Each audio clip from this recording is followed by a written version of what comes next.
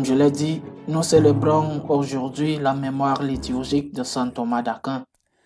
C'est non seulement un grand saint, mais aussi un bon penseur.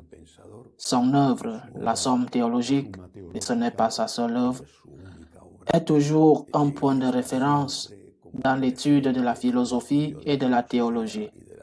Il s'est inspiré des sources des grands sages grecs, en particulier d'Aristote. Il nous a transmis une chose qui reste essentielle. La vérité existe. La vérité existe et elle n'est pas en nous, mais en dehors de nous. En fait, la définition de la vérité est que nous devons adapter nos pensées à la réalité. À une époque où tout est relativisme, c'est-à-dire que la vérité n'existe pas, mais qu'il y a ma vérité, ta vérité, sa vérité ou la vérité de la majorité, la vérité du politiquement correct. Il convient de rappeler cette définition de la vérité donnée par saint Thomas, je le répète, en se basant sur les grands penseurs grecs de l'Antiquité. La vérité consiste à adapter ma pensée à la réalité. La réalité est en dehors de moi. Les choses sont en elles-mêmes.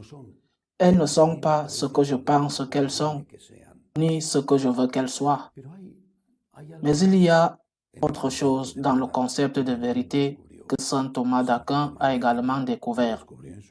Il l'a découvert dans son expérience spirituelle, dans son expérience personnelle, parce que lorsque tu étudies l'histoire de la philosophie, surtout lorsque tu l'étudies systématiquement, pas seulement de temps en temps en lisant quelque chose, ce que tu découvres, ou du moins ce que j'ai semblé découvrir, c'est que chaque philosophe était comme un combattant, un ancien épéiste qui maniait son épée pour combattre un adversaire. Les adversaires étaient les philosophes précédents et leur épée était leur idée, leur perspective, leur vision de la réalité. Ils se sont battus l'un contre l'autre. Celui qui est venu de nouveau a cru qu'il avait vaincu les précédents, puis a été vaincu par le suivant. C'était un duel d'idées. Qu'a découvert saint Thomas? Que savons-nous, nous les catholiques? Les catholiques savent que la vérité n'est pas une idée. La vérité n'est pas une idéologie. La vérité est une personne. La vérité est une personne. Cela change complètement toute la pensée philosophique. La vérité n'est pas une idée. Ce n'est pas mon idée de développer et de créer un système. Ton idée, l'idée de la majorité, non. La vérité est une personne. La vérité est quelqu'un, pas quelque chose. À qui fais-je référence? À Jésus. Jésus a dit, je suis le chemin, la vérité et la vie. La vérité. Jésus, une personne. Le Christ, le vrai Dieu et le vrai homme. Le Fils de Dieu et le Fils de Marie. Celui de la grotte de Bethléem et celui de la croix du Golgotha. Le Christ est la vérité. Cela, je le répète, change tout.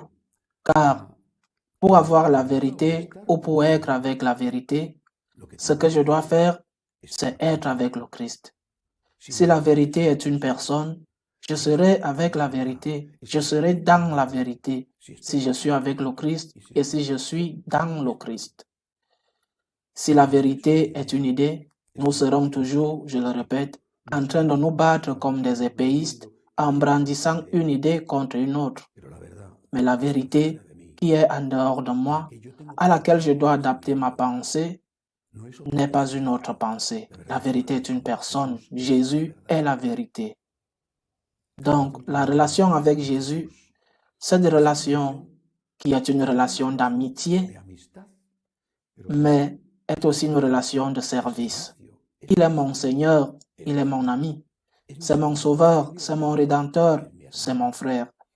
Cette relation avec le Christ est la relation qui me permettra d'être avec la vérité et dans la vérité, avec la plénitude de la vérité, avec la pleine vérité. La relation avec le Christ m'aide, me permet d'être avec la vérité. Et quelle est l'importance de la vérité? Quelle est l'importance de la relation avec le Christ?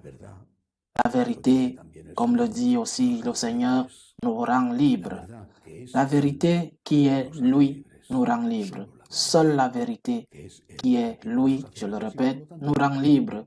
Et par conséquent, seule la relation avec Jésus me rendra libre.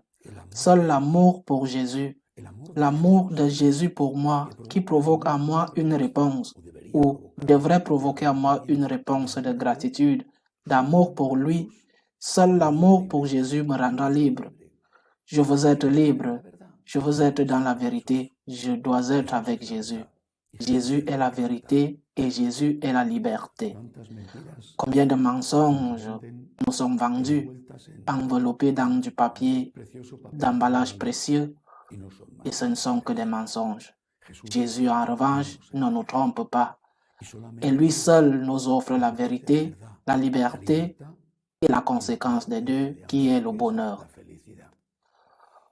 Paul VI disait, il y a de nombreuses années, peut-être à la suite de ses conversations avec le philosophe Jean Guiton, celui qui a dénoncé ce qui se passait dans l'Église immédiatement après le concile, dans son livre « Silence sur l'essentiel », où Guiton disait « On ne parle ni de Dieu ni de la vie éternelle. Silence sur ce qui est essentiel dans l'Église. » Paul VI disait donc « Les gens d'aujourd'hui ne s'intéressent plus à la vérité. Et ils n'écoutent donc pas les enseignants, mais ils sont toujours intéressés par le bonheur. Et c'est pourquoi ils écoutent des témoins. C'est ce que nous devons être et montrer. Témoins de la vérité. Témoins que la vérité nous rend libres. Témoins que la vérité nous rend heureux. Témoins que d'être avec le Christ, d'aimer le Christ, de servir le Christ, de remercier le Christ, c'est être avec la vérité, avec la liberté et avec le bonheur. Qu'il en soit ainsi.